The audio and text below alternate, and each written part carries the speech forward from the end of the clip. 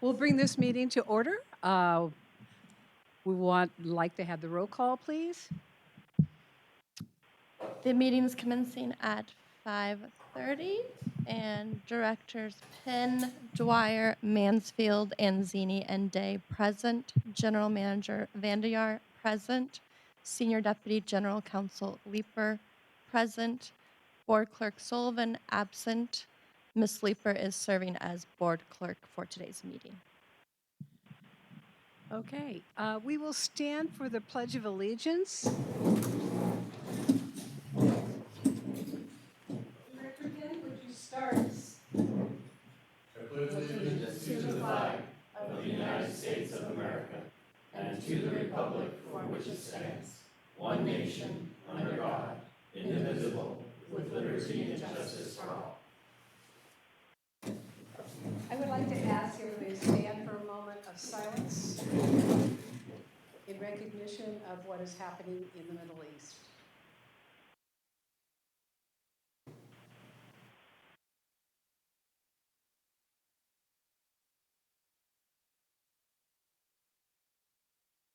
Thank you.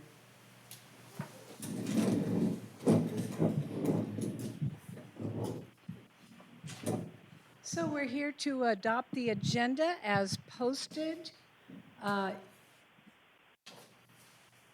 Anybody from the board wants to? Move that we adopt the agenda. Okay. Second. So it's been motioned to adopt the agenda as it reads. If anybody from the public would like to come forward and say otherwise, this is your moment to come speak. We are now taking public comment on adoption of today's agenda. There will be a later opportunity to provide public comment on the workshop item itself. We will first take comment from those here present in the boardroom. If you would like to make a comment regarding adoption of today's agenda, please come forward and state your name for the record. We will next take comment from those participating virtually. President Anzini, I do not see anyone present in the room wishing to speak regarding adoption of today's agenda. Is there anyone participating virtually that would like to make a comment on today's adoption of the agenda? If so, please follow the detailed instructions on page 2 of today's agenda. And President Anzini, it does not appear anyone participating virtually would like to speak regarding adoption of today's agenda. I believe we are ready for the vote. Would you like me to call the vote? Yes, please. We have a motion to adopt today's agenda moved by Director Dwyer and seconded by Director Penn. We will be doing a roll call vote. How do you vote, Director Penn? Aye. How do you vote, Director Dwyer? Aye. Director Mansfield? Aye. Director Anzini? Aye. Director Day? Aye. Divisions 1, 2, 3, 4, and 5, voting aye. Motion passes unanimously. Okay, we move to the public comment section of our agenda. This is an opportunity for the public to come forward and speak on anything that is not on this agenda. And if you do come forward, please limit your talk to 2 minutes. If there are members of the public in the room that would like to speak on any matters not on today's agenda, please come forward. There will be a later opportunity to comment on the workshop item. And it does not appear anyone in the room is wishing to comment. Would anyone participating virtually like to comment on items not on today's agenda? President Anzini, it does not appear any member of the public is wishing to speak regarding matters not on today's agenda. I believe we're ready to move to the workshop item. Thank you very much. So, Director Vandier will be making a presentation.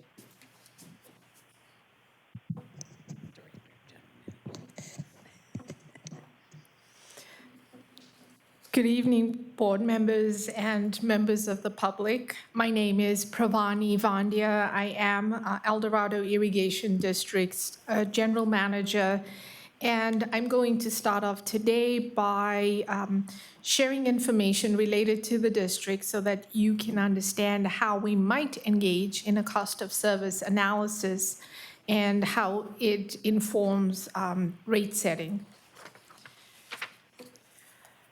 This slide shows a summary of today's workshop. I will provide an overview of EID services and facilities, as well as our capital improvement plan. The district has many challenges that we face, including inflation and the consumer price index increases. We have regulations that are constantly evolving and that we must comply with as we provide services to our customers. We have aging infrastructure, deferred projects that have over time become more dire and puts us in a position where we could potentially have catastrophic failures. And what that means is the services that our customers have come to rely on us for could potentially not be available. How do we cut costs? We don't have a lot of options to do that because historically the district has been lean in how we've operated. We could change our levels of service, meaning we could decrease those levels of service. But what does that mean to our customers? Do we decrease the water quality of the drinking water you receive? Do we limit the number of days that we provide drinking water to you and say maybe we do it 3 days a week? Do we say that you cannot flush your toilet on certain days because we're limiting our services that we provide? Those are a glimpse of potential consequences of infrastructure failure. Personally, in all of our lives, we have to maintain our homes and our cars. We maintain it so that we can have a roof over our head and we can have transportation to be able to help us as we engage in our daily lives. Major breakdowns of those items will impact our lives, and so our goal is always to ensure that they're working.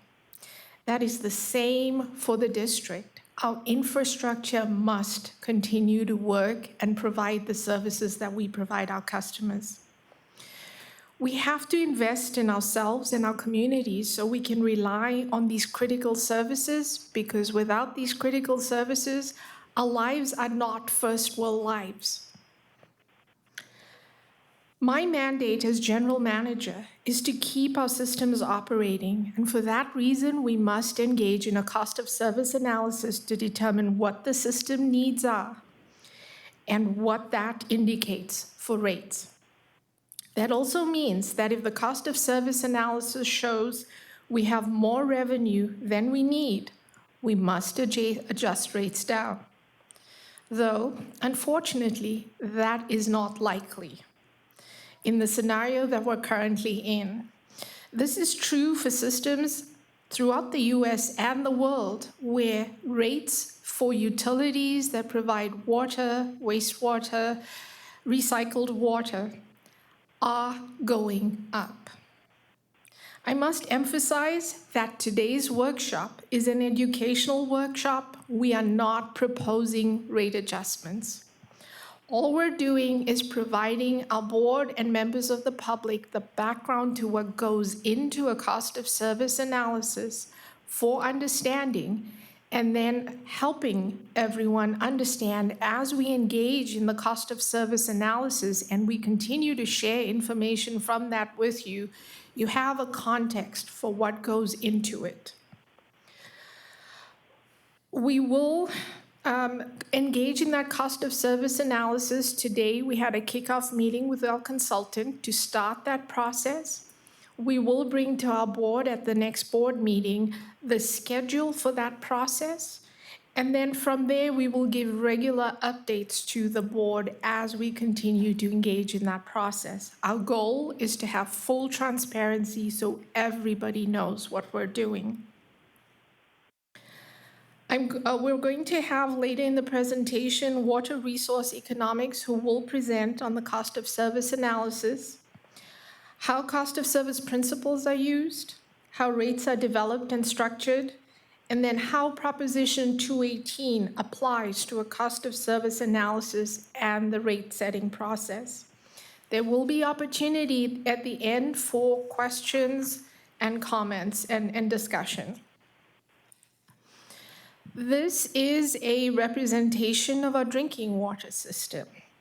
Across this, you can see our transmission mains along with depictions of our water treatment plants in various areas. The extent of our system covers 220 square miles.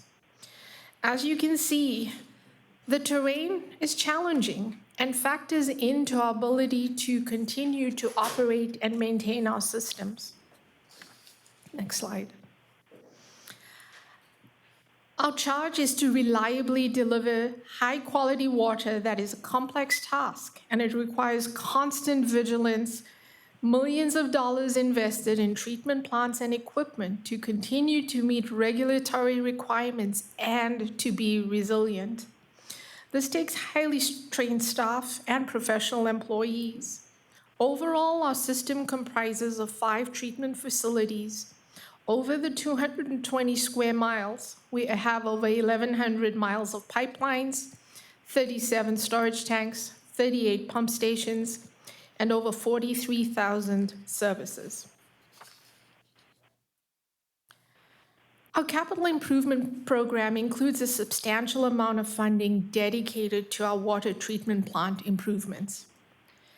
Per the district's water treatment asset management plan and our water master plan, El Dorado Hills and Reservoir 1 are the highest priority locations for rehabilitation due to conditions, that's aging infrastructure, changing regulations, there's new requirements that we must comply with, as well as capacity limitations. I want to note that the increased need for capacity related to new development is not funded by current ratepayers. Capacity improvements are related to development that funds our facility capacity charges, and that will fund expansion. While we undertake improvements that will combine both condition projects as well as capacity improvement projects, they are funded separately. Staff is proposing to address immediate concerns in El Dorado Hills first, and then move on to Reservoir 1 as the next large treatment rehabilitation project, and until funding becomes available. So we focus on what we feel is the highest priority, and then over time, as we have more funding, we move on to other projects. However, we are engaging in smaller projects at Reservoir 1 to keep that plant operational. Our water supply from hydroelectric provides consumptive water to 1/3 of our district customers. Our system includes 5 reservoirs, that's Aloha, Echo, Silver, Caples, and Forebay. We have over 22 miles of canal and flume systems that are mostly wooden. We have a 21 megawatt powerhouse that generates an average of $3 to $5 million annually in revenue. The Silver Lake Dam replacement is an important project for the district. The Federal Energy Regulatory Commission and the Division of Safety of Dams require that the district addresses degrading from an 1876 era timber crib and voids, seepage control, which is the potential for internal erosion of earthfall and unscheduled repairs, spillway capacity. We cannot pass probable maximum flood level without overtopping the dam. And then we have to work on spillway seismic stability. Our wastewater and recycled water systems are depicted in this slide. The green is our wastewater system, and then the purple is our recycled water system. And I will cover those in the following slides separately. Our wastewater collection and treatment, we are working to upgrade and improve our system in areas where aging infrastructure is an issue. We're undertaking a replacement program for several lift stations and continuing several improvements to the treatment and collection system, all needed for regulatory compliance. Our system includes 4 treatment facilities, 456 miles of collection system, 60 lift stations, 5 pump stations, and over 25,000 services. The district delivers about 3,500 acre-feet of recycled water, or 1.1 billion gallons of recycled water annually. Our system comprises of 2 treatment facilities, 95 miles of recycled pipes, 5 storage tanks, 5 pumping stations, and over 5,700 services. We have a number of large projects that we need financed. Our largest projects are being funded through our bond proceeds of about $280 million. We have our annual rate revenues for pay-as-you-go projects. We have facility capacity charge revenues and reserves. We engage in grant processes to try to obtain funding from state and federal sources as much as we can. Since 2020, we were successful in obtaining 9 grants of about $17 million. We currently have pending grant applications, a potential for $41 million. However, grants are not guaranteed and cannot be factored in ahead of time, so it's challenging to factor grants into a cost of service analysis. What the grants do is they help us offset. So money aside for certain projects that we get grant money from allows us to redirect money to other projects that are further down the priority list. This slide provides an overview of our 5-year capital improvement plan at a cost of $360 million for all of the services we provide in the district. There's a huge spike that occurs in 2028, and that is related to the El Dorado Hills Water Treatment Plant and the Silver Lake Dam project.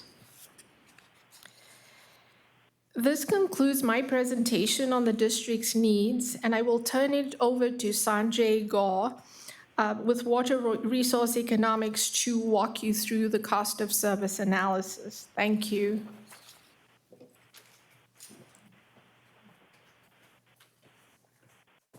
Thank you, Parvani. Madam President, board members, staff, public, it's my pleasure to be here to talk about this important subject about setting rates. It is a sensitive topic. I'm glad that the board has taken the initiative to talk about this up front, ahead, and so that we can hear from the public and hear from everyone and get their concerns out so that we can set the tone rate for this rate study. So I applaud you for taking the time to do this. Next slide. So introduction, my name is Sanjay Gaur. I've worked for over 200 different agencies in California. I've done, this over 25 years. I've worked for agencies up and down. Close communities here, so I've worked for Georgetown, Amador. I've also worked for EID before, and I've also worked for Placer County. I'm working actually right now for Placer County. I have a staff member helping me out with this analysis. That's Hannah Fan. She has over 12 years of experience, also an excellent rate consultant. Today's agenda is to talk about the rate study overview, go over the legal environment about setting rates. We definitely want to comply with that. And then start talking about the goals and objectives of this rate study. What are the policies that we want to achieve with this rate structure? Talk about financial policies also. Then get into the cost of service. How do we do that? What are the aspects that we take into account? And then really talk about the financial plan, this elephant in the room. How are we going to fund these capital projects? What are the options that we have? So whenever we do a rate study is actually pretty complex in the sense that there's many different questions we may want to ask. The first one is the policy framework, which is basically today, where we start asking ourselves, what do we want to achieve? What are our goals and objectives? How do we do this balancing act? We can have a rate structure that achieves all of these policies, and I'll be going over those in a second. The second one is the financial plan. Financial plan is really about how much cash do we need on an annual basis to fund this critical asset, this critical service, water and wastewater recycled service. So we look at the operating budget, We look at the cost, the capital improvement plans. We ask ourselves, how much debt should we issue to fund those projects? We ask ourselves reserves, coverage ratio. So we take this into account, and we ask ourselves those things, is basically how much revenue do we need? The cost of service analysis is now allocating that cost. This is about each customer paying its fair share, proportionality. So we have to look at the business model of providing that service and make sure everyone pays their fair share. So we have that analysis done. Next is, what is this impact to my customers? That's the rate design. So we look at potentially fixed, variable commodities. We may change the commodity rate, and we want to know what this does to our customers. The last aspect of the study is the documentation. This is the report. It's important that we have a well-documented report so that you, the customers, board, can see what we've done.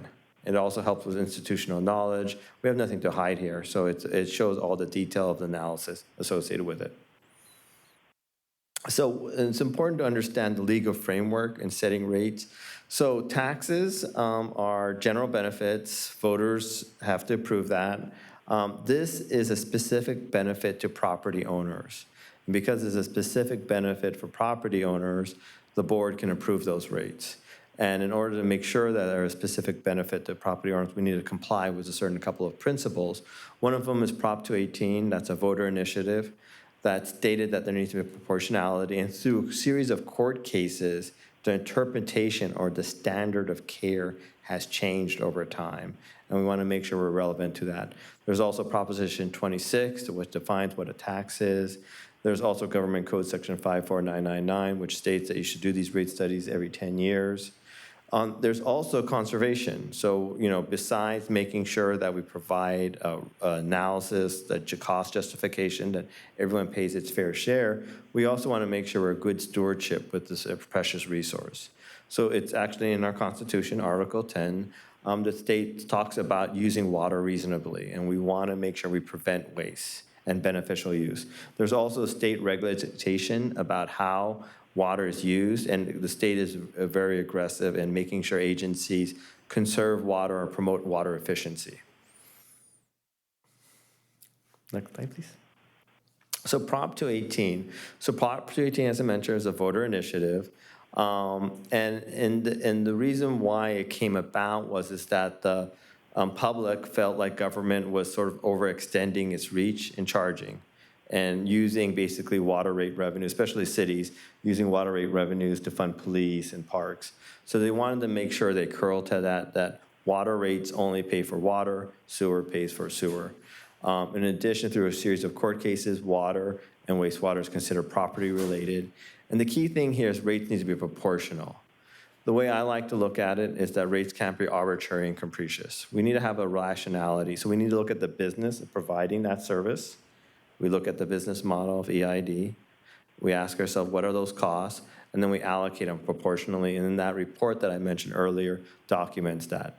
The key thing is that even though there may be some social, economic reasons why certain customers should have a discount, and we feel that very strongly, we can't do that, because if we did that, then that would be considered a tax, and the voters have to approve it.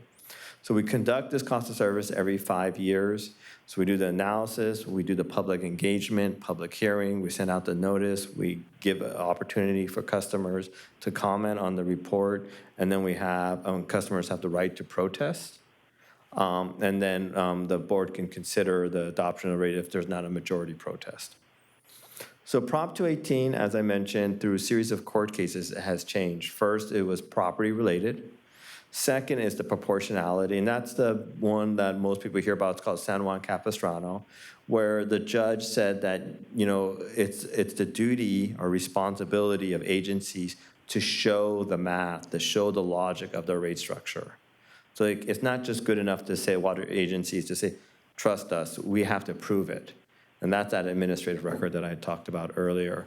So we need to show the business of what's this cost to provide that service and allocate those costs, and we can't have subsidies.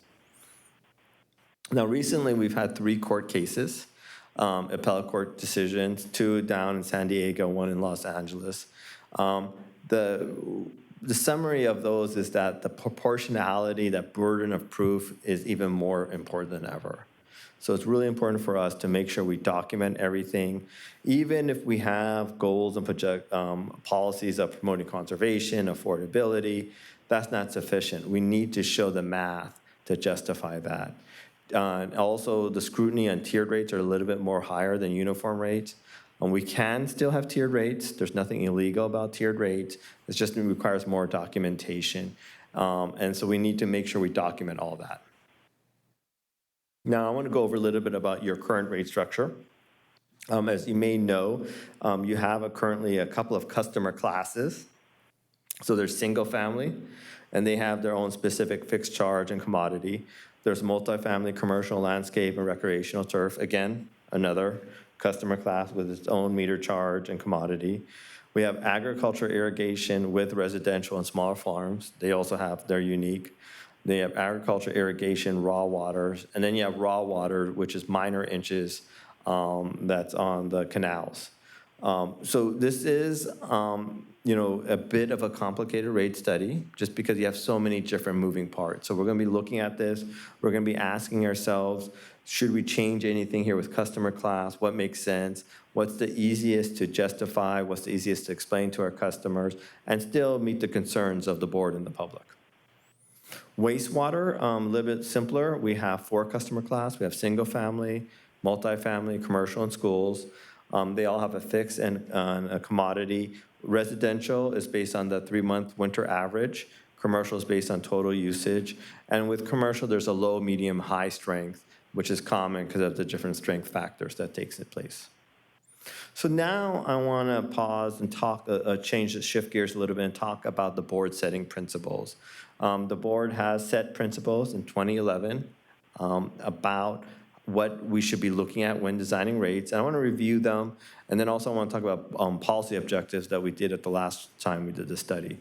So the first one is establish rates in compliance with all applicable federal, state, and local laws and regulations. That's good. We're definitely going to do that.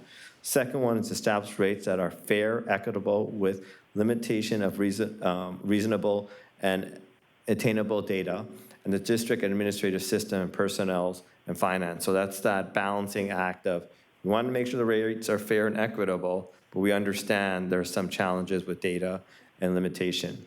Third is to attempt to make sure rates simple to understand and the public and reasonable to administer. So that's definitely an objective that we're looking at right now, especially with a different customer class. We also want to establish stable and predictable rates over time to the extent possible within a district overall financial plan. One of the challenges with managing a water and wastewater system is risk. There's a lot of unknowns. This is an old community, as you know. There's lots of assets in the ground that we don't even know the age of. So that's a liability. And so we need to make sure we can, and the rates deal with those unknowns, with those assets. We want to make sure those rates are stable. So when something breaks, we have money in the bank so that we can deal with those emergencies, and we don't have to all of a sudden increase rates suddenly to our customers. So the fifth one is make rates cost-based to the extent possible. Sixth one is set rates to promote efficient water use, and that's where the tiers come in. 7 is establish uniform rates within service class and do not differentiate by area with service class nor by pumped versus gravity water service. In the past, the district did have different zonal rates. It was very complicated. It was a bit challenging to administer.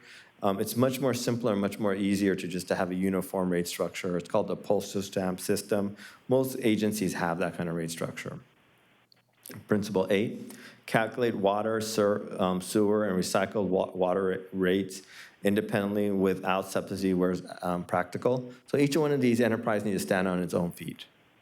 Number 9, establish agriculture irrigation rates that recognize the agricultural role in the district's formation, development, and the quality of water required to serve those customers and the level of service provided. So we're taking into account that ag was here originally. They helped develop the system. We had to develop a treatment plan, and we need to make sure we allocate those costs appropriately to the right customers.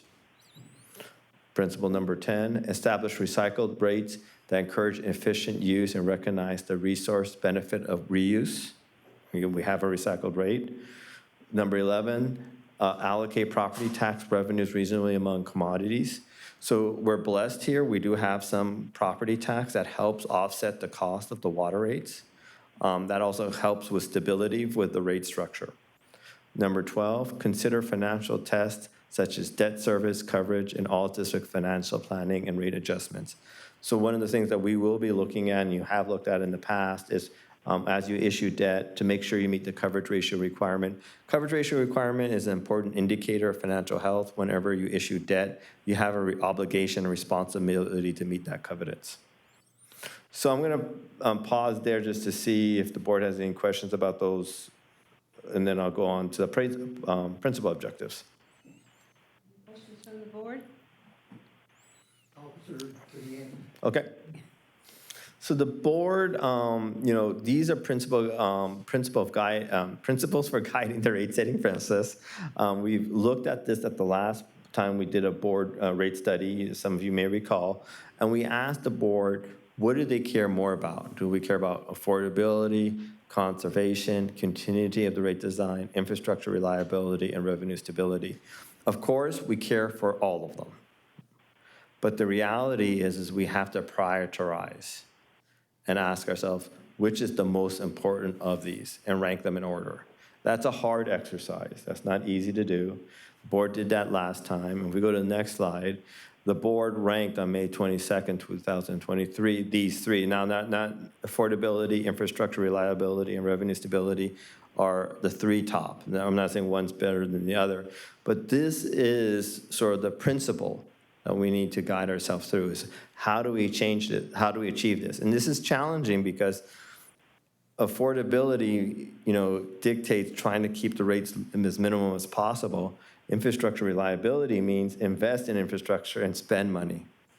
Revenue stability may mean higher fixed charge, which doesn't necessarily help with affordability. So these are the objectives. And these are what we're using to try to get to that balancing act. So this is the spinning of the China plates on the we're going to try to make sure we get this. So my question is are these still valid? Are these three principles still valid for the next time when we're about to engage in this rate study? I think so, yeah. And as you point out, it's tough to balance them, but yes, in my opinion, they're valid. If the board members could please speak into the microphone for purposes of the Zoom meeting, please. Well, for my part, having just been presented these at the present moment, not having a chance to really reflect on them, those three were the first ones that jumped out of to me as my top rank. Any other comments? We have two new board members here who have not gone through this, so please be patient. Okay. So when I ran, my top four priorities were always safe and reliable, number 1 and 2. Those were the inviolable ones, and affordable and sustainable were the next ones. And, basically, that the top tier is safe and reliable, and that's always got to be, in my mind, our top priorities. Okay. I as one of the board members who worked with Director Day and Director Dwyer, that this is similar to what we've always wanted, but the important things is we need to make sure the reliability is there. Many people don't understand how old our infrastructure is, and our infrastructure just celebrated 100 years anniversary. So, we still have to look at that piece. It's like building the Golden Gate Bridge. Once you finish one part of it, you have to go back and maintain it again. Thank you. So now I'm shifting gears a little bit and now talking about financial policy. There's two major financial policies to determine health. So when you go to see a doctor, usually the doctor talks about two things. Usually it's, your sugar level, and the other one is your blood pressure, right? Usually those are the two things they talk to you about. Some of us, it's always, what's your blood pressure? And so for the financial plan, the two things that we look at is reserves and coverage ratio. And reserves are really about mitigating risk. So the agency, water agencies have reserves. It's tempting to say, well, maybe water agencies shouldn't have these reserves. That's my money. Let's give it back to the customers. But there's risk. What if something breaks down? What if a fire occurs and FEMA, sure, it's going to help us, but we have to fund that and then get reimbursed. What are we going to do in those scenarios? So that's where we have reserves to draw down during emergencies and risk. Coverage ratio is a requirement. Whenever we issue debt, we have a covenants requirement to meet that coverage ratio. And the coverage ratio is basically looking at the revenues coming in minus operating costs divided by debt service. And currently, you're a double A minus, so congratulations. And stronger that credit rating, better it is for the agency because it's lower interest rates. So we anticipate that we're going to be issuing debt. So those reserves helps us with that. So one of the other challenges is uncertainty with water sales. And this is a phenomenon we see throughout California where, you've had growth. I mean, if you look at the growth that occurred in number of connections in 2011 to 2024, 15%. So you're a growing community. But if we look at water sales during that time period, that's a 2% decrease. So even though there's more customers here, and this is sort of how did this occur? It's because people are using a lot less water. People's habits have changed. Landscape has changed. And this is a phenomenon, as I mentioned, throughout California. And when we're too dependent on water sales, we're exposed to that risk. Now, the good news is that the district collects about 50% of its revenue on the commodity and 50% on the fix. So that's relatively a good place to be. The district also has other sources of revenue, too, that helps with this instability, such as property tax. And so one of the things that, as we go through this exercise and the study is asking ourselves risk, what are the things out there we think will occur again? Unfortunately, I do believe that droughts will occur again. It's been an interesting year this year. But in the future, I do anticipate whether you have it or whether it's a regulatory drought where the state mandates it, I do feel like that will occur most likely in the next 5 years, unfortunately.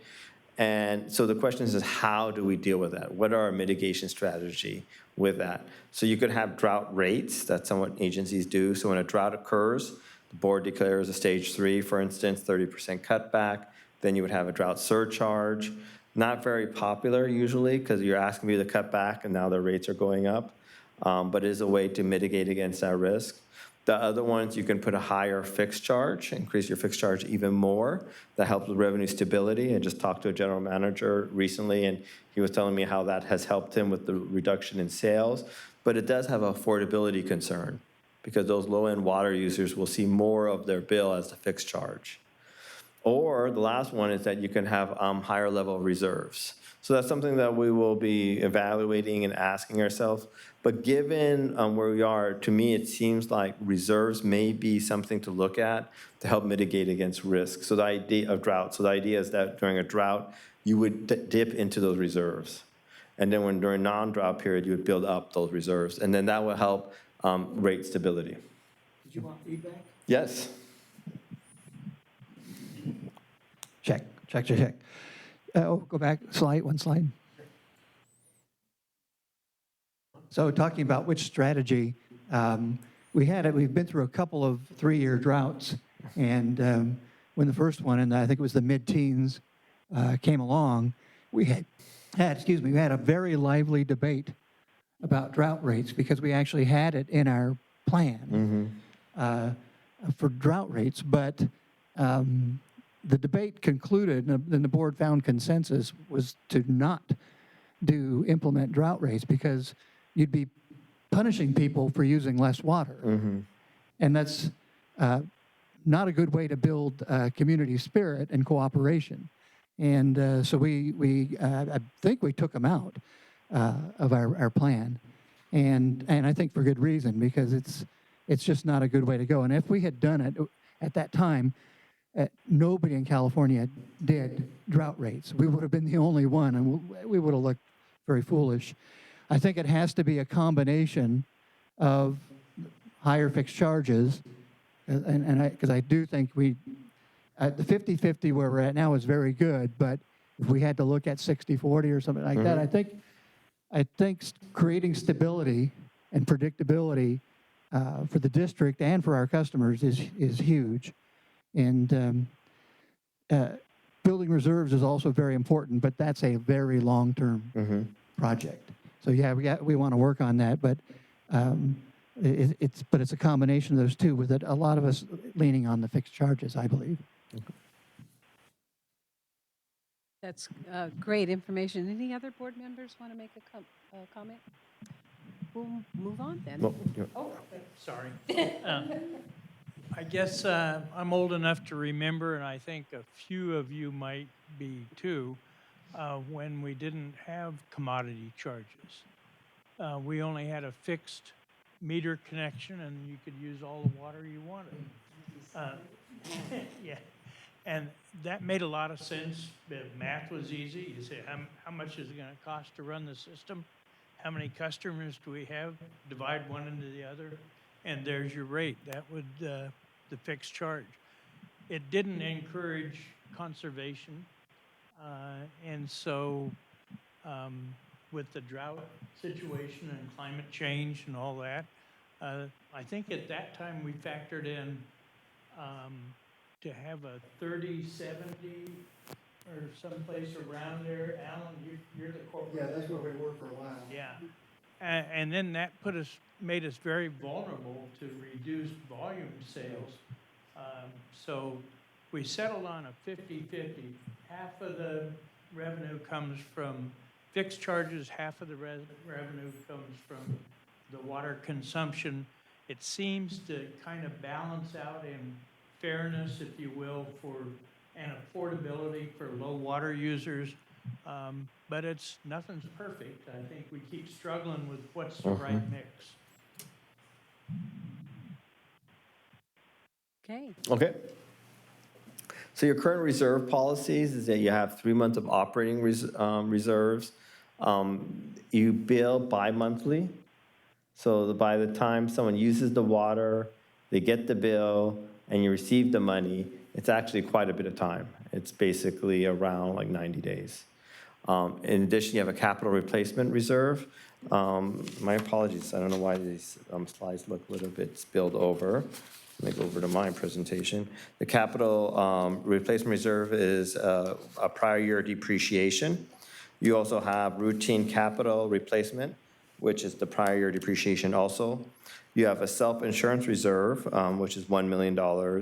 And then you have the unfunded accrued pension liability to reduce liability. So as I mentioned, we go to the next slide. Potential modification is the emergency reserve. I'm a bit worried about that because that's $1 million right now.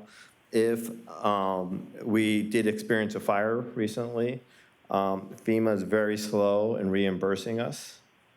$1 million you burn through or you go through very quickly. So that's something that we want to think about. If something goes wrong, big emergency happens in our service area, we want to have that money on hand so that we can fund that emergency and then start lobbying, getting our reimbursement from that. The other one is the rate stabilization fund I mentioned. And both of these, as mentioned, these are long-term strategy. We wouldn't build up these reserves tomorrow.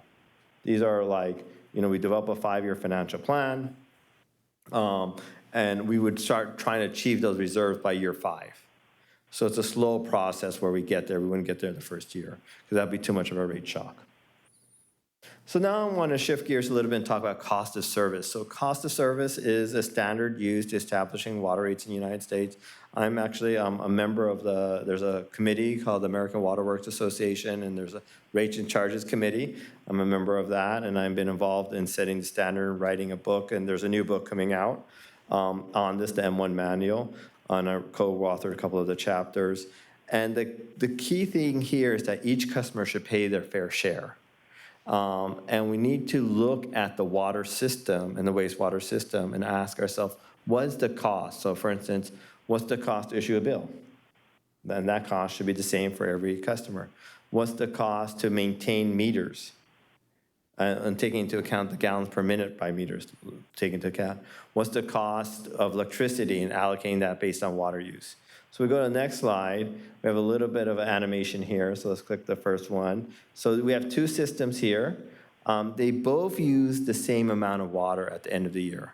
In this case, 10,500 acre feet.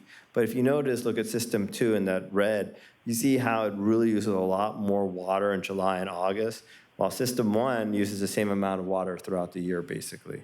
Even though they both use the same amount of water, the infrastructure need for system 2 is much more greater.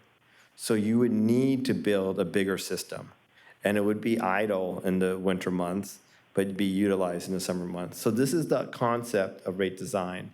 So we look at the revenue requirement. We ask ourselves how much we need to collect. We start looking at the units of service. That's a techno term we use in our industry, where we start allocating costs, and we allocate it to the customer class based on their units of service, and then we have that. And that next slide was more of an illustrative slide. This one's a little bit interesting, so let's see what happens here when you click on the first one. Yeah, and then you leave it alone. So what we do is we have the revenue requirement, and we ask ourselves how much of your cost is supply related, how much of your cost is treatment related, delivery, capacity, conservation, meter, customer service, and fire.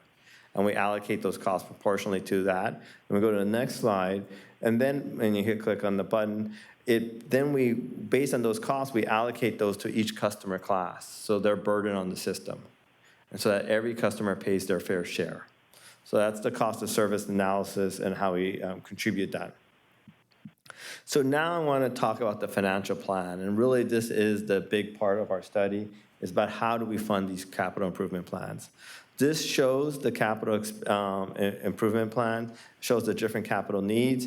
As mentioned in 2028, the general manager pointed out, Pravani, that we have this large treatment plant, $178 million, or $176 million, excuse me, that needs to be funded. And we go to the next slide that shows the next 5 years.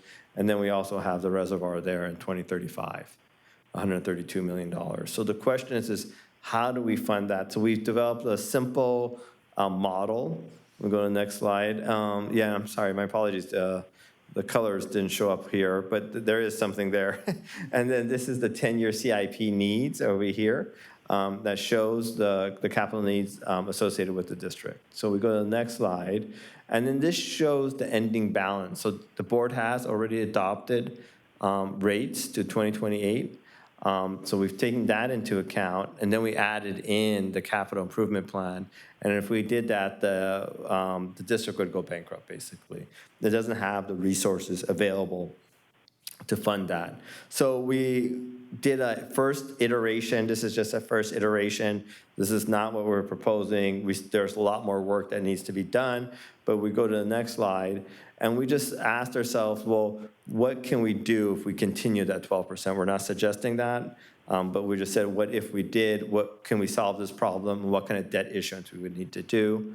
The debt issuance would be $150 million in 2028, 65 in 2032, and 195 in 2035. And then by doing that line, it's a reserve target. We meet our reserve policies. We can do that. One of the things that as we go through this process is asking ourselves with the water treatment plan, how long will it take us to build that? Is it going to take us 2 years, 3 years, 5 years? And then how do we spend that? In this scenario, we just assume we spend it all in 1 year, which is not necessarily correct.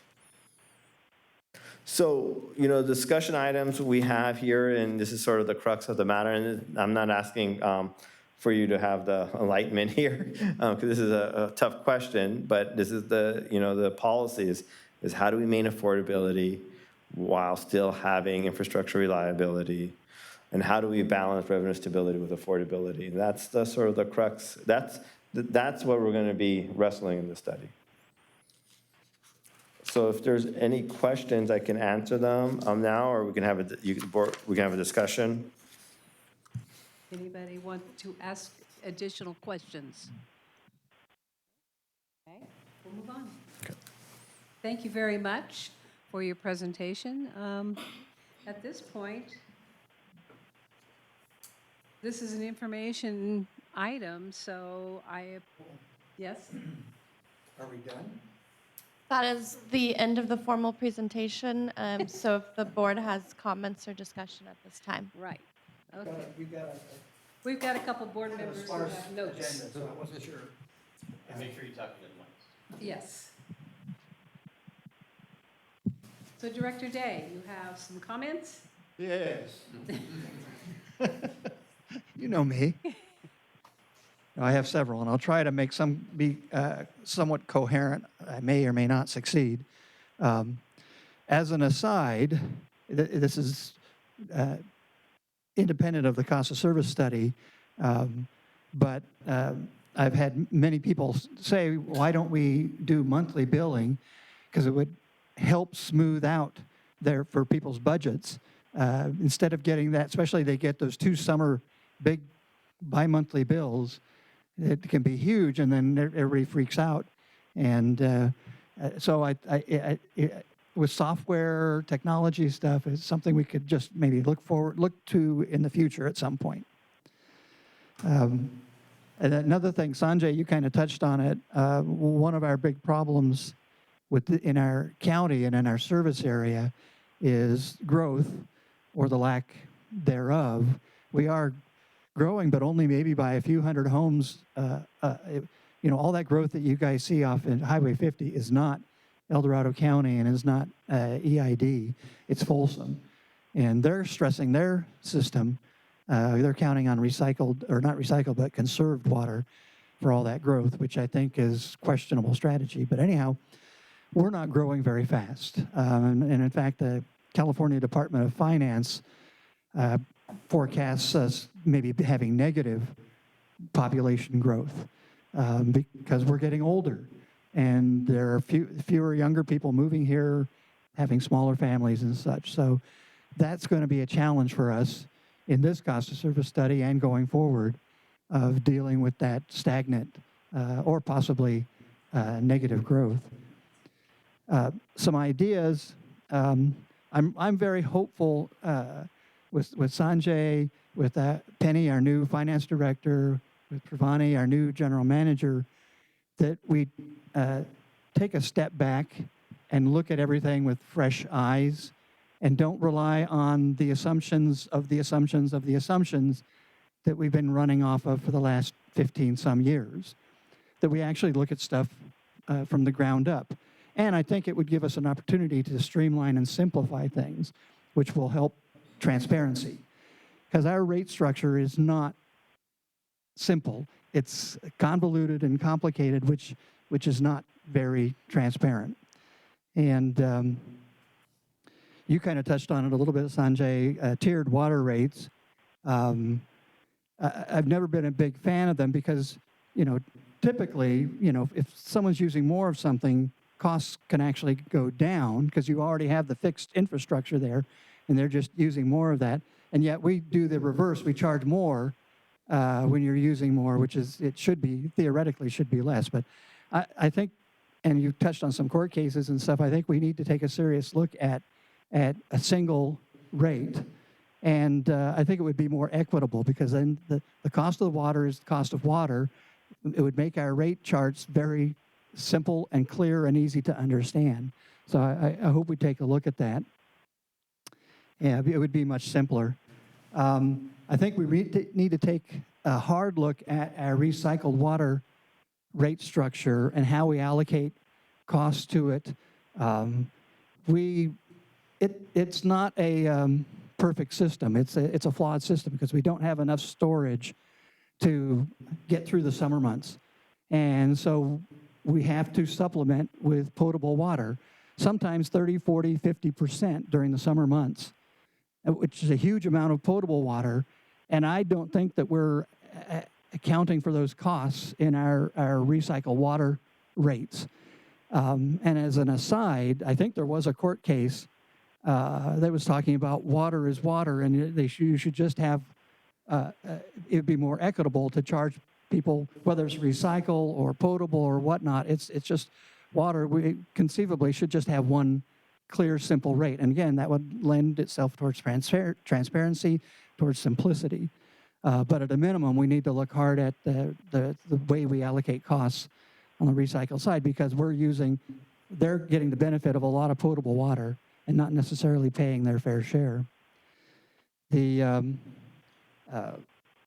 Also, just at the last cost of service study, it made no sense. The high water users on the recycle side, like Serrano and Parker, the country club, their rates went down while we were raising rates on everybody else. And the answers I got didn't make sense to me, but we had to vote on it as a whole package.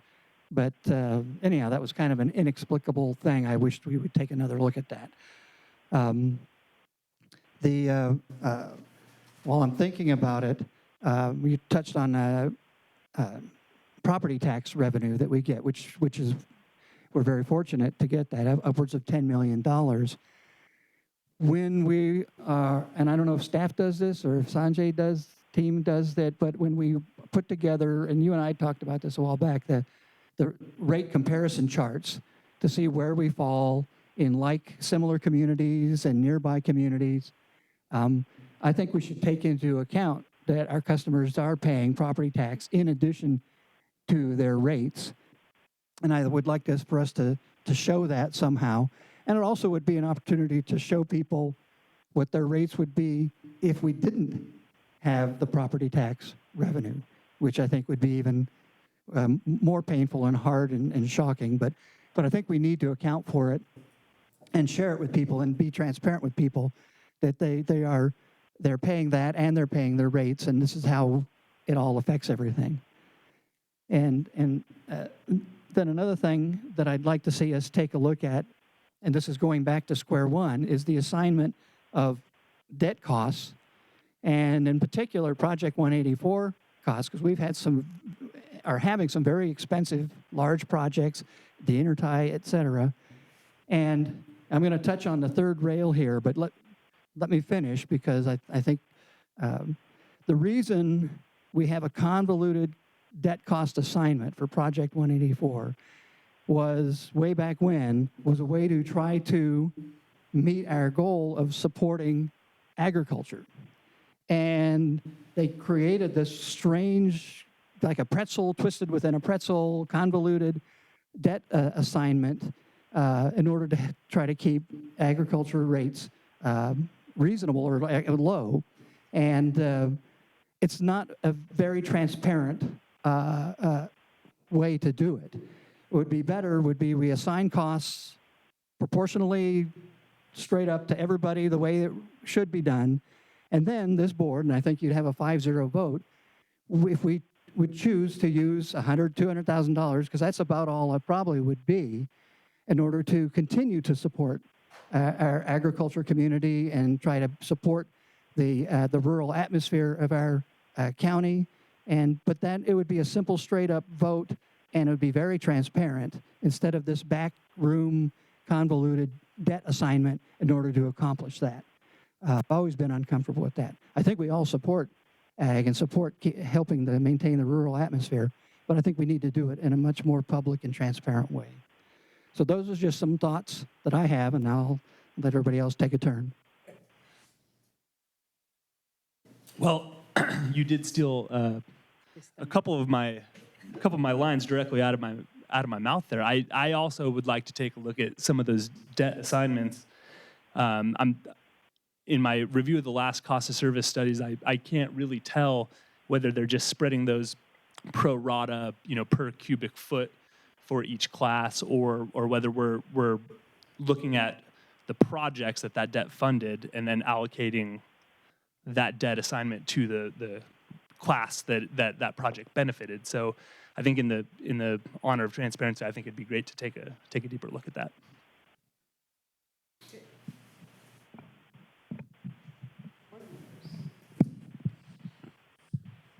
So, one of the key points that was brought out earlier, kiss the mic here, bring the band on behind me, boys, is we are one district. And I think that's key, from the far-flung areas of Strawberry and Nottingdale down to El Dorado Hills. We are one district, and it's important that we're able to provide safe and reliable, affordable and sustainable water to everyone. As been said a number of times today, we have aging infrastructure. And all of our water plants are over 60 years old, and they were intended to go 40 years. A lot of this came out of the Clean Water Act, 1972. And what we had was we didn't raise the rates a little bit a long time ago, and there was deferred maintenance. It's kind of, as I've said often in the meetings, it's kind of like that Fram oil filter ad. Pay me now or pay me later, and we're at the pay me later stage. But we have to ensure that we have safe and reliable water. We're focusing a lot on El Dorado Hills. I think a lot of people talk about, oh, where they're building a new plant. We're not building a new plant. We're rebuilding the existing plant. And one of the big challenges is space. Unfortunately, the district did not acquire enough space to enable us to rebuild that plant. And now, with enough space to expand the footprint, now we're building the airplane while it's in flight. Nobody wants to raise rates. I mean, yeah, sure, I want to cost myself more and everyone else more money. We don't want to do that, but there are times we have to. Again, it was brought up earlier, I'd like to see a comparison with other districts. As I remember a chart from previous publications that I believe as we go south to Calaveras and Tuolumne, they are paying considerably more money than we are here. And they are in like situations. We have one of the most complex systems in the state. People go, well, Folsom, and Folsom is a different animal. They got basically one or two straws, and they don't go up and down like we do here in El Dorado County. There are some concerns I have. A lot of my district is the agricultural part of the district. And I'm concerned that our facility capacity charges are such that it is basically unrealistic for new agriculture to come into this county using EID. It's just so expensive, and how we figured it out last time, I believe, needs to be looked at. It's just, again, if we want a thriving agriculture still in this county, we have to look at being able to have new agriculture coming in. I don't have all the answers, and as I ask the members of the public, we've got our economists here, but if the members of the public have good ideas, we want to hear them. Costs from the last cost of service study just have gone up astronomically. My predecessor liked to bring in pieces of PVC pipe from Home Depot and do a cost comparison during the board meetings. But it's true, just the cost, we all know the cost of doing everything has gone up. I would also like to look at that 3-month winter average. We had a situation in the community where someone used no water, and it cost them more than if he'd used a little bit of water. Yeah, thank you for bringing that up. And let me see what else. And one of the things that we have to do, and again, my predecessor was very big on our bond rating and our credit rating are key to maintaining that, because otherwise it will cost us a lot more money. As much as I don't like playing the bond and credit game, they're the ones who've got the money, and we've got to be able to have that to do the projects. And even though we're focusing in on El Dorado Hills now, it was mentioned the Reservoir 1 is unfortunately, prematurely, we've had to do some emergency work, and Reservoir 1 and Reservoir A will need rehab significantly in the future. And I've seen people taking pictures of the slides. I hope that the slides will be made available on our website, and so we can get that out to everyone. Because again, we want full transparency and to be able to do this in a reasoned and appropriate fashion. And again, to the members of the public, if you got good ideas, we're ready, willing, and anxious to hear them. Thank you. Really quickly, if I can add, yes, the slides will be posted along with a recording of this meeting. So if any members of the public didn't have the opportunity to participate while it's live, they will be able to go in and view the presentations and hear the discussion. Thank you. Yeah, I'd like to back up and take the 10,000-foot view. Just based on a lot of the comments I see on social media, and there's kind of a misunderstanding about the district, and I think maybe we can say a few things to help overcome those misunderstandings. Number one, we're a publicly owned utility, so we really don't make a profit. And we don't declare dividends to board members or staff or anybody, so all the district expenses are paid for by the ratepayers, and there's no holdback and pocket money, if you will. Pretty much similar to SMUD. So publicly owned utility, and the consumers, our customers, own a chunk of the pie. When they bought their house, they paid the facility, not only what the developer charged in the price of the home for all the infrastructure in the neighborhood, the pipes, the storage tanks, all that stuff, but they also paid $30,000 or so to connect to our system, which helped pay for the maintenance of some of this infrastructure. So it's not a, quote, free ride for the developers. We're not subsidizing anybody.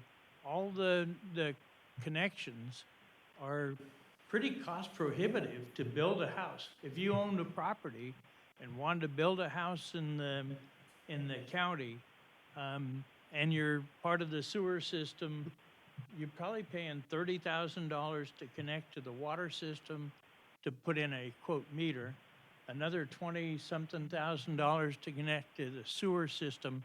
Those are what we call facility capacity charges. So you're buying into the system that all of the other ratepayers have been paying to build and maintain all these years. So I think it's important for us to understand that. Probably those that don't want to understand it won't. But, and I'm with Director Penn. I wish that we would have had that comparable rate chart up in this briefing that would show that El Dorado Irrigation District, for similar districts in the foothills, we're about in the middle of the rate structure.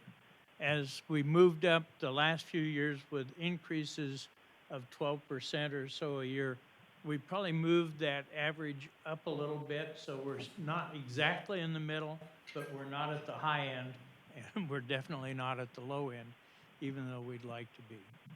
So, completes Mike. Are you through? Okay. My turn. I appreciate Sanjay's presentation. I think this is a very good workshop so that the general public can see how we get water to your tap. When you turn on that tap or when you flush your toilet, you're going to be happy it's working, right? A special district is irrigation district. This district covers sewage, and it covers agricultural water, and it covers water into the homes, including commercial water. So we have a whole bunch of different clientele that we administer this water to. The important thing is the facility part of it has to be maintained in order to give you the clear water that when you turn on that tap. And it's safe and it's drinkable. And it got there without any kind of issues.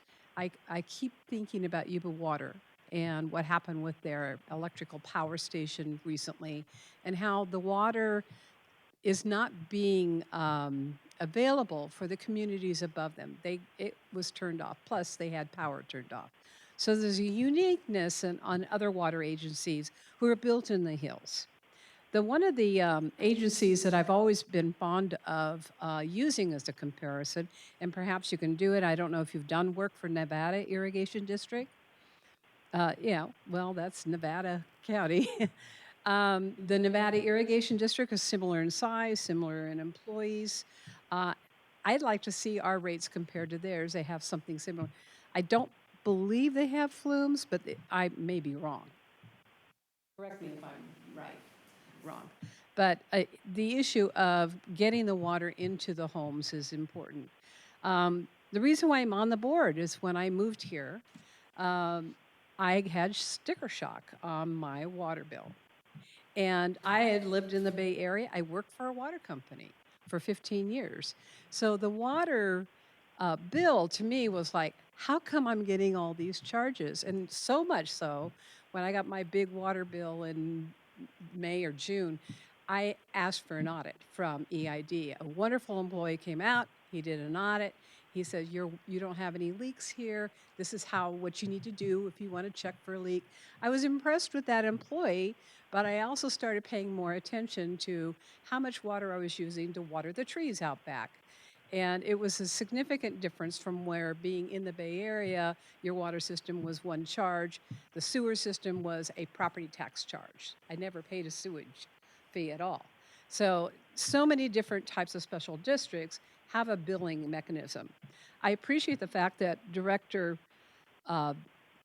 Day brought up the monthly billing thing. That's something I've continued to ask for since I've been on the board. I know it's expensive, but to take our current billing system and flip it over into a monthly billing system, there are issues when it comes to the sewage billing because we have no meters at your sewage intake. So we can't meter that, and it has to be evaluated on an average. So we would probably end up having to bill you every other month or maybe twice a year for your use of sewage because it's the water's going in, it's got to get out. And it goes right into our special districts, our Deer Valley wastewater system. And a lot of that water is also regenerated and put into the tanks for recycled. And that's in Serrano. And those people have 3 things on their bill. So, it's a convoluted kind of thing for us to do. But to make billing easier would really be a nice thing to present. The age of the facilities, we have to pay attention to that. But my biggest concern from this presentation is our only $1 million in reserve. And that kind of concerns me because we went through an issue with the Caldor fire and everything had to focus on that to get those flumes up. And it hurt us. And we are still owed about $20 million from FEMA. And we had applied for grant money and was cut off by the big, beautiful bill. And so we don't have that money. So we have to figure out how we're going to restructure.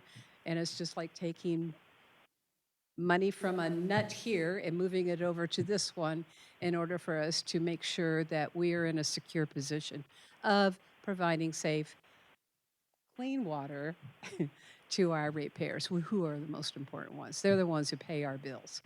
And I do want to say that I pay for my bill all the time, so it's not a free for me. And just to let those people know that there's no benefits in being a water uh, board of director in a free bill. It just doesn't come to me. With enough of that, I don't know if there's any other comments, but I think this is where we want to have the public come forward and bring questions. We Laura, want to. Just one other observation. As I understand, this district has around 100 less employees today than they had 10 years ago. So it is not that we are constantly growing and adding people and people. We add we basically retrenched many of our staff.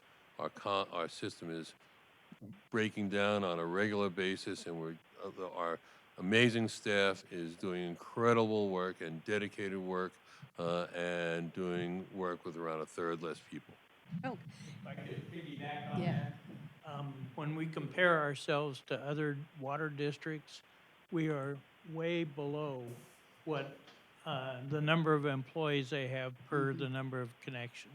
Right. So we're trying to be lean and mean as we can without jeopardizing the system. Hopefully not too mean. I have one more statement I forgot before I open it up to the public. In concern with bond funding, Director Day, alluded to that.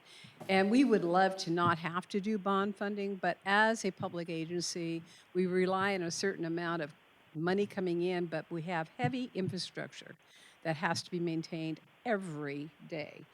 And part of that funding is kind of like when you go out for a HELOC on your mortgage because you want to update your bathrooms or you want to replace the plumbing. My house is 30 years old and I'm starting to find I've got a plumber coming in to change certain pipes that are leaking already.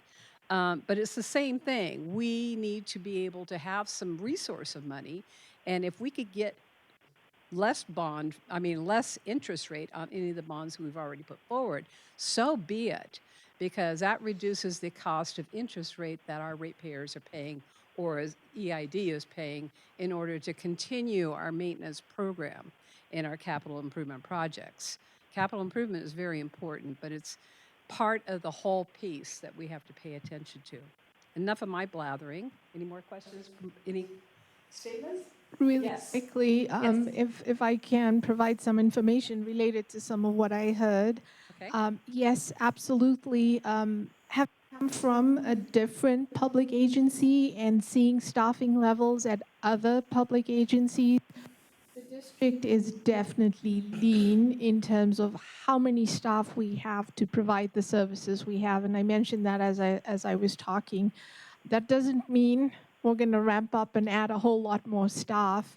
We're going to figure out how to do the things we need to do as efficiently as we can. I want to touch on the rate comparison comments. Yes, when we bring the cost of service study to you, along with our recommendations for rates, we will include comparisons. That's a very detailed analysis that you have to go through. You have to understand what you're comparing to, what the agency you're comparing to does, how they compare in terms of size, system size, staff size, what utilities they provide. So it will come to you, but we haven't put it today on our presentations because the context, we don't have enough context right now. The second thing is related to the bi-monthly billing and maybe moving to monthly billing. Our challenge is if we do that, yes, you need software, but potentially we need our readings on the water side, our meter readings to happen on a more frequent basis, which will mean more staff to be able to do that. So you can quickly see how the resource need starts to go up. Well, I will give you a little bit of context for comparison to other agencies. There are other water districts that I'm familiar with that do bi-monthly billing, smaller districts like us. I'm also aware of Sac Sewer in Sacramento County that does bi-monthly billing for the same reason. Now, they are much bigger, but they stick with the bi-monthly billing to be able to control the resource costs, to keep that lower.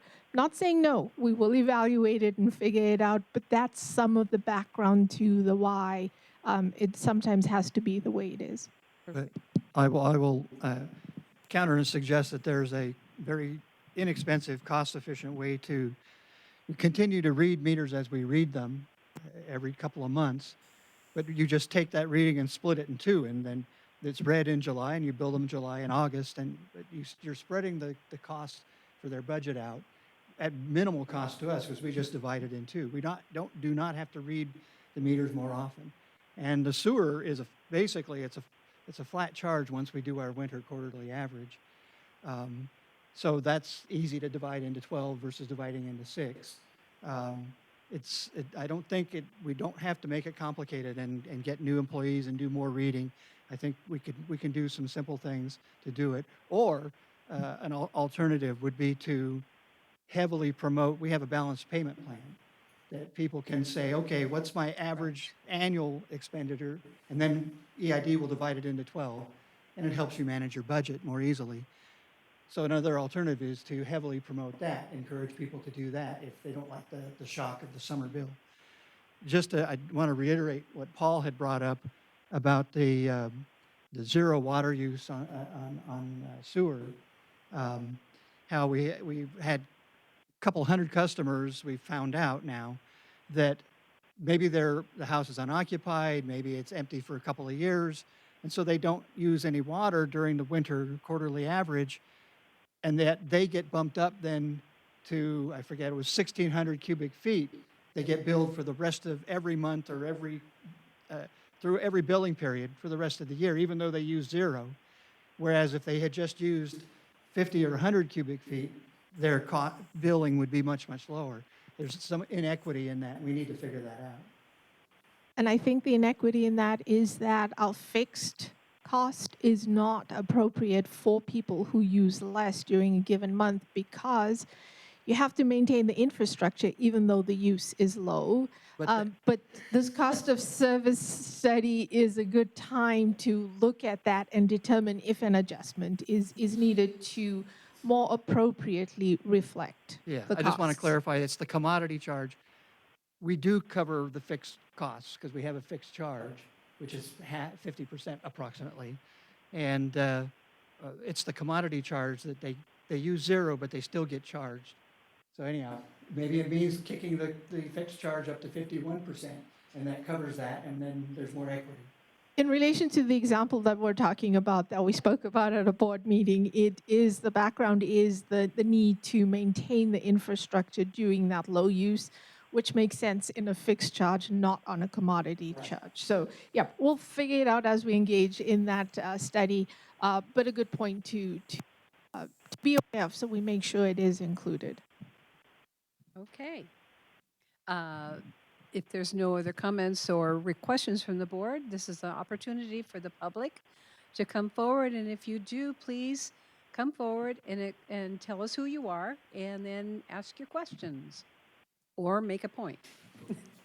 We will first take comments from the room. If you could please come up to the microphone and state your name for the record, and then we will move to any comments for our Zoom participants. So if there's anyone wishing to address the board in the room, now would be your opportunity. If nobody comes forward, how about on the? Come on, Hi, Mike. Otherwise, I'm going to say we did a good job. If you could please state your name, thank you. My name is Michael Rinaldi, El Dorado County Farm Bureau, here on behalf of farmers and ranchers and foresters in this county. A couple of quick comments. First of all, thank you for having the workshop. You know, I do appreciate that it was recognized how we got here with regard to agriculture and mining, and the water recordings originally, the formation of this organization, and the storage and conveyance infrastructure. We certainly appreciate the scale and scope of your challenge, but the cost for entry for agriculture is increasingly impossible. And that will have an effect on the character and culture of this county. So I appreciate your sensitivity to that as this moves forward. I would also advise that perhaps your community outreach has a stronger component of the Prop 218 process. You know, I think a lot of the public misunderstands what they can achieve through that process. The opportunity to influence your decisions is now. And before you make the decision to change the rate structure and to go out for a Prop 218, you know, that's misunderstood. I watched it last time. People thought that they could influence the process then. Once the Prop 218 occurs, the public is on the clock, and they don't realize that their opportunity is very narrow, and the probability of success in a protest is very, very limited. So just encourage you to do us all a favor and help us all to understand that process and its limitations. The bond, the credit rating, so significant in this process, and how you determine to distribute that debt across your various rate categories. Really important. We'll be watching that very carefully. And I still want to encourage you to continue to be creative. the future of this county really depends on our affordability for agriculture, and please consider that as you move forward. Thank you. Thank you very much. If Yes, I could, Mike, would you come back? no, I'm not going to argue with you. Oh, I know better Certainly. than that. Director Dwyer wants to make a, I just wanted to reinforce what Mr. Rinaldi said, is that I'm dismayed sometimes in our board meetings when we're making critical decisions that are the building blocks that lead up to the rate study. Nobody's there. We get no comments. Jennifer, they're online. People can do Zoom meetings with us. Nobody comments. And really, the building blocks are our operating budget, which is like any other corporation. How much do we pay for employment? How much do we pay for maintenance? How much do we pay for supplies, rent, whatever? The operating budget is a key component of these rates. The capital expenditure plan is a major portion of what determines the rates. Guess how many people commented on either one of those? Either online or in the room? Nobody. And like you said, Mr. Rinaldi, Farmer Rinaldi, that's the time to participate and really get involved. By the time we get to sending out the 218 letters, it's not too late. I mean, certainly the degree of protest will have an impact, but it's way down the path of establishing the rate. So thank you, and I would encourage people to participate early. Just one go back. Should we get to that point, I will be one of the first to come here and say, more Bondo on Silver Lake Dam and save us some money. Thank you again. Instead of Bondo, we have to do bonds. But just a quick point is, as Director Anzini mentioned, this district celebrated its 100th anniversary last year, but Silver Lake Dam was built in the 1870s. yes. And a good deal of our system was hewn by hand by miners and agriculture. And, when I was preparing to run and just working with the district, I am just overwhelmed by the complexity and the fragility of this system that needs to be monitored constantly. And again, that's 150 years of Silver Lake Dam, which I drove over yesterday. And every time I drive over that going to Kirkwood, I go, $50 million for this? But it's sitting on old timbers. Yes. If I may, really quickly, sorry, just 1 minute. To your point, we will be engaged in public meetings, board meetings, where we talk about the cost of service analysis. We'll have workshops on what rates we're recommending and where we're going. But also, we will be engaging with members of the public through community meetings that will be set up, and we'll communicate it out through our website to make sure that members of the public know when and where, for opportunities to present what we feel needs to happen, but also to hear from the community, whatever comments there are. And we will be sure to continue to articulate the Prop 218 process and what that means, because we want people to understand and be able to give input if they have input. And so there will be a lot of opportunities during the next months in this year to engage in that process. The communication is going to be critical to what we're doing to make sure that members of the public understand it. And we definitely will do that, and we'll communicate out through our public board meetings as well as our website. So if anyone's interested, they can do that. And I will reach out to community organizations to try to engage, and maybe at meetings that organizations have, we can come in and present as we move forward. Thank you. I feel like I should stand here to let you keep talking because you're addressing all the questions that I was going to present. So thank you. I'm Gina Posey. I am running for supervisor in District 4. I mention that because it has offered me over the past 6 months to talk to a lot of residents in my district, which is very rural. And what I hear is there is a distrust.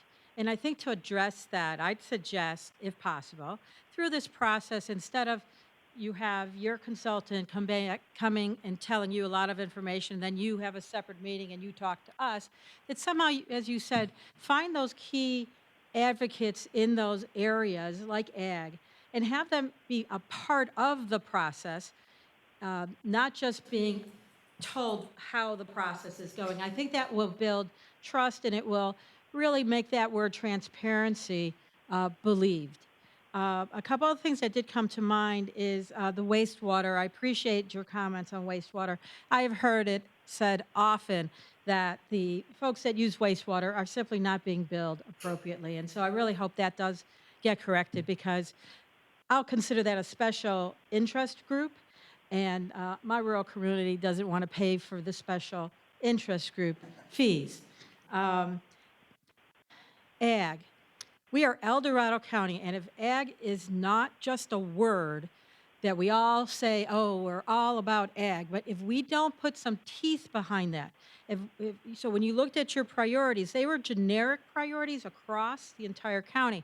I'm actually saying we need to add in there a priority about ag and how do we ensure that our rates do not cause harm to the point where we'll lose ag. And then we're just going to be a county of subdivisions, which I do not want to see. Many people do not either. I also want to talk briefly about ADUs. I tried to build an ADU in my backyard and I gave up. And I gave up because I was going to be charged a $25,000 capacity charge because my home, built in 2005, has a 3/4 inch pipe, which means it doesn't have sprinklers. And if you want to put sprinklers in your ADU, then you've got to get a 1-inch pipe, and it's $25,000, even though it's only about 30 feet from my first meter.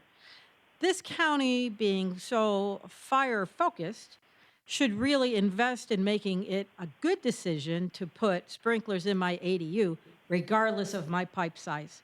And so I don't know what can be done about that, but I just throw that out as something to look at. Just pause you for a moment. Could we, This is at a board meeting, a future board meeting, have an information item? Because that to me sounds shocking, because we had a board meeting about ADUs and how we could not charge extra. But if that's a backdoor way, by forcing you to go to a 1-inch, and that is hugely expensive, because you need fire sprinklers in the new unit, but not in your old house. Right. Can we have an information item to talk about that? I think when we talk about fire sprinklers, we start to talk about fire flows, and there is complexity in that. So yes, we will bring it to a board meeting to engage in a discussion on the background to the why to help with the understanding, but we certainly can talk about it. And I assume there was a why. I didn't think that you just made up that number. But at the same time, if it's a bigger issue in my mind, and that is we should be doing more to help all of us become more fire resilient. I don't know the answer, whether there could be grants somehow. I don't know. I just mention it for your consideration. And I will share that even fire resiliency grants are what we look at to ensure that we have that ability. So definitely things we're looking for. And as we receive those, we will try to make adjustments. But yeah, I think a presentation to understand the background would be helpful. And then we talk about if there are ideas on how it can be addressed, but we will bring it to another board meeting. Yeah, because the state wants more ADUs, and ADUs are a good way to help with our affordability housing prices, but not if we have roadblocks like that. And No. there may be practical Right. reasons why. But let's find out more about it. Right. And that is, because then if you build your ADU and you think, oh, I've got a place for my kids to now live, and then the insurance company says, we won't insure you. I would like to ask you a question. Do you mind about the ADU? Because, like Director Day, this is all new to me. And basically, the county is the one who handles the permitting on this. Am I correct? Yes, our county handles So permitting. they're the ones who are set, so You why? don't really want me to I talk would about the building and suggest, planning department, since right? you're running for office, Yes. go talk to them about that, because, we're only obliged to do what we need to do, and Right. if it's incorrect, we'll find out. Well, We'll I find out wasn't in another board required. member. I want to make sure I'm another clear. board meeting. I was not required to put sprinklers in my ADU. Oh, okay. Okay. It sounded like you were. I see. No. I was not required to. But it doesn't make sense to me to build another building to inhabit now with our fire situation and not put sprinklers in it. And it was prohibitive from a cost perspective because of the $25,000 charge from EID. So my only suggestion is wait until we get this more information, it comes as an information item, so we can clarify that, because we can't answer that one right now. Oh, I wasn't looking for an answer. I was just, as a member of the public, I was just giving you what I heard today as ideas for your consideration. And I will say, I'm very pleased to hear the word transparency, but not just as a word, but as something you're actually going to implement. And you're going to look, as you said today, you really want to look at everything again. You want to start fresh and look at around the corner, up and down. Yes, and I appreciate that. And so I would just throw in there the comparisons to the other agencies that you had mentioned. That makes perfect sense, which includes salaries and everything from top to bottom. And thank you again for the opportunity. Okay, thank you. Anybody else would like to come forward and speak? All right, so I guess we're looking up there. All right. A lot to say, but I figure I took time out of my Identify yourself. Tuesday. Hi, good evening, board. My name's Lauren Hernandez. I'm a resident in Shingle Springs and very glad to be an EID customer. I just want to thank you for your time and also thank your staff. I have noticed a significant difference in the public information that has been shared. So found out about this meeting because it popped up in my social media feed. And so there has been a significant difference in that in the last probably 6 months or so. And so I would love to see more and more of that, especially as we're engaging in these types of processes, more engagement, more information with our community back and forth. That is what we want to see in our community. That's how we really have constructive through these processes that ultimately affect people's lives. So thank you for that and look forward to more of that. Also professionally do work in community and economic development and would love to be a community partner with you in our work, really, pursuing ways of how we make public processes more accessible.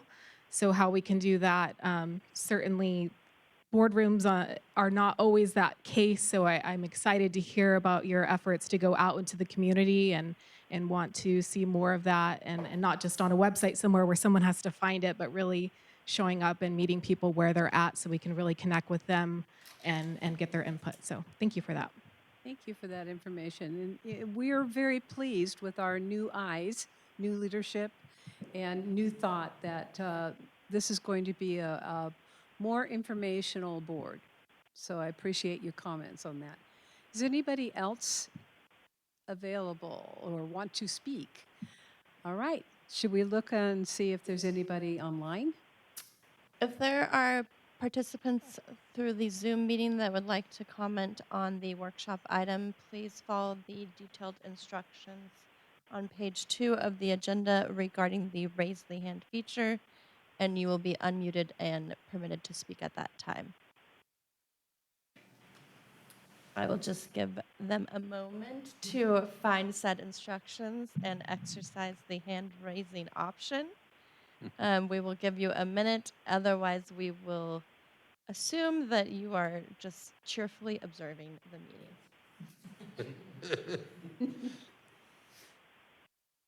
President Anzini, it does not appear that any member of the public participating virtually would like to comment at this time.